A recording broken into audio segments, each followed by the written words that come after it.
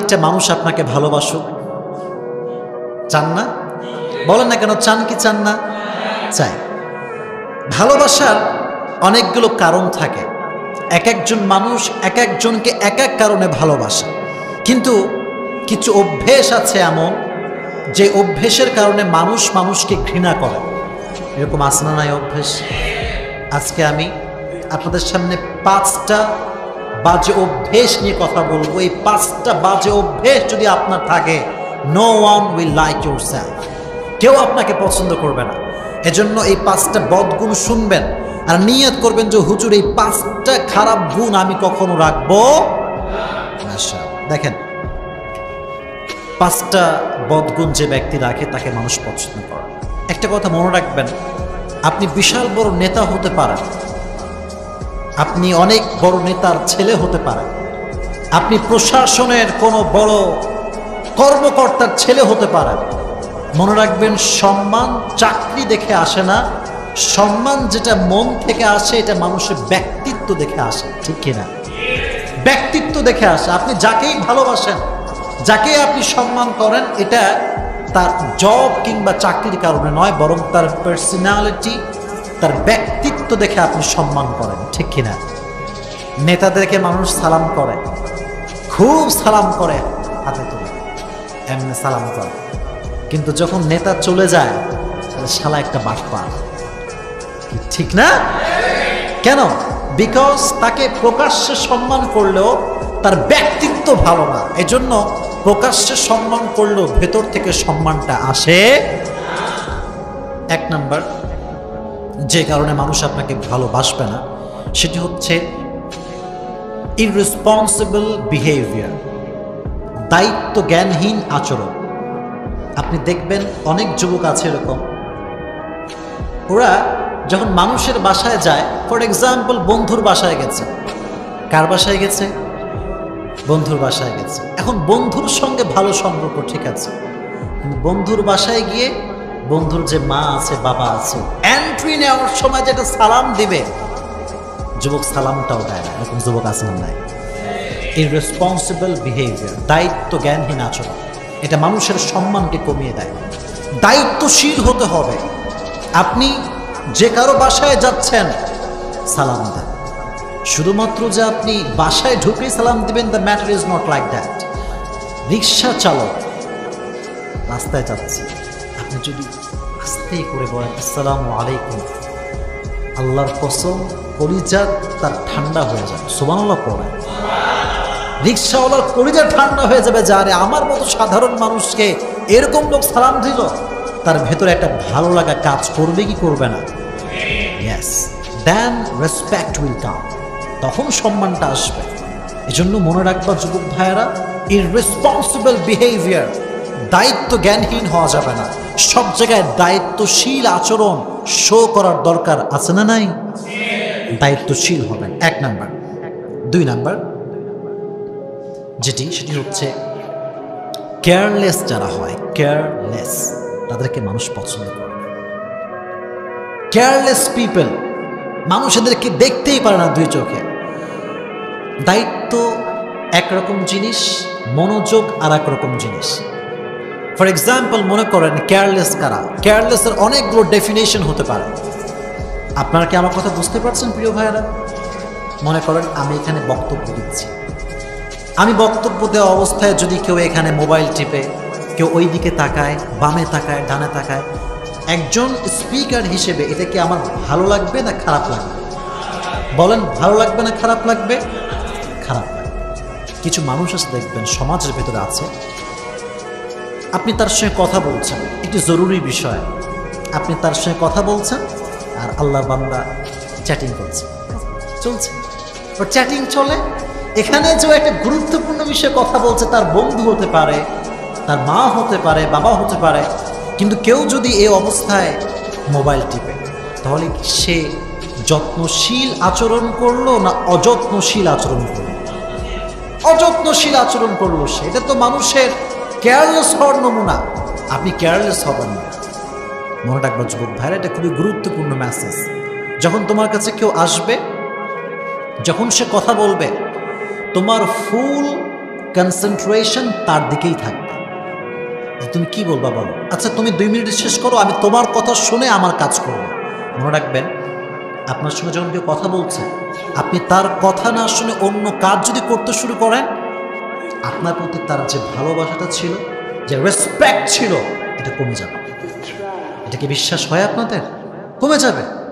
এজন্য কারোর সঙ্গে কমিউনিকেশন করার সময় তার কথা মনোযোগ দিয়ে শুনবেন। সে কি বলতে চায় এটা মনোযোগ দিয়ে শুনবেন, তাহলে শুনলে তার হৃদয়ে ভালোবাসা ঢুকাই দিবে একজন, তিনি কে? রাসূল করিম সাল্লাল্লাহু আলাইহি ওয়াসাল্লামের কাছে যখন কোনো সাহাবী কোনো সমস্যা বলতে আসতেন, রাসূল সব কাজ বাদ দিয়ে দিতেন। রাসূল তাকে কাছে ডাকতেন, কাছে ডাকিয়ে বসাতেন। রাসূলের সামনে যখন কোনো সাহাবী তার সমস্যার কথা খুলে বলতো, রাসূল শেষ না হওয়া পর্যন্ত সাহাবা একরামের সব সমস্যা রাসূল মনোযোগ দিয়ে শুনতেন। সুবহানাল্লাহ। রাসূল শুনতেন, যা বলতো রাসূল শুনতেন, শুনে একটা সলিউশন বের করতেন। এই জন্য কেয়ারলেস হবে না। Don't be careless people. Careless হবেন না। আর মনে রাখবেন, আচ্ছা আপনার বউ আপনারে ভালোবাসো, এটা তোমরা চাও না? আরে এখন বউ না, আগামী তো হবে। হবে কি হবে না? তোমার বউ তোমাকে ভালোবাসলে তোমরা চাও কি চাও না? সব মরা। জোরে বলেন, চান কি চান না? চান। শোনেন, মেয়েদের একটা নেচার হচ্ছে they don't like careless people. তারা কিন্তু যারা কেয়ারলেস মানে যত্ন করতে পারে না, এদেরকে মেয়েরা পছন্দই করে না। মেয়েরা পছন্দ করে যত্নশীল পুরুষকে, যেই যুবক তাকে আগলে রাখতে পারবে, তার ভালো মন্দের খবর রাখতে পারবে, তার টেক কেয়ার করতে পারবে। মেয়েরা কিন্তু আদর যত্নের পাগল। আপনি আদর যত্ন নিবেন, আপনার জন্য পুরো জীবনটাই উৎসর্গ করে দেবে, ঠিক কিনা? এজন্য কেয়ারলেস হবে। ঠিক আছে ইনশাআল্লাহ? মাশাআল্লাহ। 2 নাম্বার। 3 নাম্বার, আর একটি বাজে অভ্যেস আমাদের ভেতরে আছে, খালি আমরা বাহানা দেই, ঠিক না? খালি বাহানা মারি আমরা। যেমন মনে করেন যে সকাল 10টায় আপনার ব্যাংকে যাওয়ার কথা। কোথায় যাওয়ার কথা?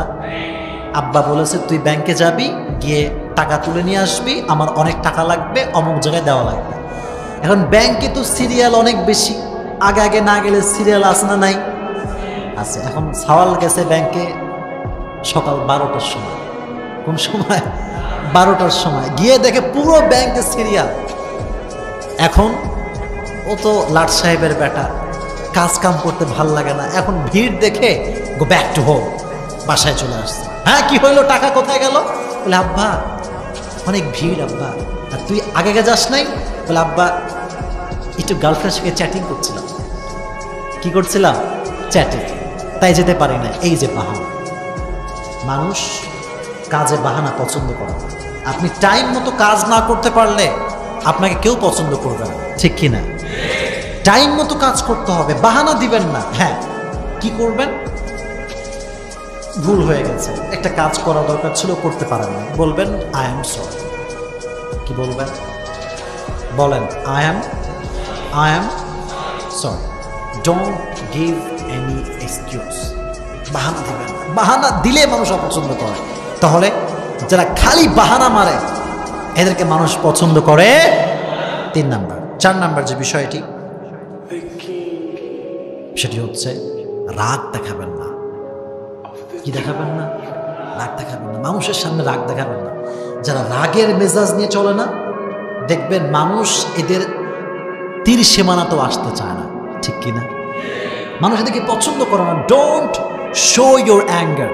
রাগ দেখাবেন না, সবসময় বি নর্মাল।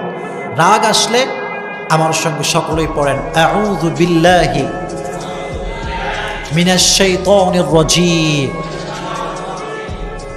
আবার যদি রাগ ওঠে সঙ্গে সঙ্গে ওযু করে নেবেন। কি করে নেবেন? বলেন কি করবেন? ওযু। ওযু করলে এটা আপনার অ্যাঙ্গারকে কন্ট্রোল করবে, আপনার রাগকে নিমিষেই ঠান্ডা করে দিবে। সুবহানাল্লাহ পড়েন। So don't show your anger in front of people. মানুষের সামনে যে রাগ দেখাবেন, কন্ট্রোল করবেন। আর লাস্ট 5 নাম্বার, সেটি হচ্ছে ওই ধরনের মানুষকে মানুষ পছন্দ করে না যারা কথা বলার সময় মুচকি হাসি দিয়ে কথা বলতে পারে না। কথা বোঝেন না প্রিয় ভাই? কিছু কিছু লোক দেখবেন কথা বলে কিন্তু মুখে মধু নাই, রসকস কিচ্ছু নাই। ওরে দেখলে মনে হয় কোনো দিন ওর মুখে এক ফোঁটা মধু পড়ে নাই, ঠিক কি না? এরকম খাইস্টা লোক আছে না? নাই না, এটা করবেন না। You have to smile wherever you go, you have to smile. যেখানে আপনি যান না কেন মুচকি হাসি দিয়ে কথা বলবেন, মানুষ আপনাকে কলিজার ভেতর থেকে ভালোবাসবে। সুবহানাল্লাহ পড়ে, কলিজার ভেতর থেকে মানুষ আপনাকে ভালোবাসবে। তবে স্মাইল, স্মাইল না, এটা খুবই জরুরি একটি বিষয়। আর একটি কথা মনে রাখবেন, যদি আপনাকে কেউ আঘাতও দেয়, কি দেয়? আঘাত, পেইন। আমরা চলতে ফিরতে, বন্ধু বান্ধব, ফ্যামিলি, আদার্স পিপল আমাদেরকে বিভিন্নভাবে হার্ট করে কি করে না? করে, কষ্ট দেয়। এই সবগুলোকে হাসি মুখে বরণ করবেন। কি মুখে বরণ করবেন? হাসি মুখে বরণ করবেন। Just smile, just smile. হাজার কষ্ট আপনাকে দিকে আপনি চুপ করে মুচকি হাসি দিয়ে সহ্য করবেন, আল্লাহ আপনার ধৈর্যের শক্তি আরো বাড়িয়ে দিবেন। সুবহানাল্লাহ পড়েন।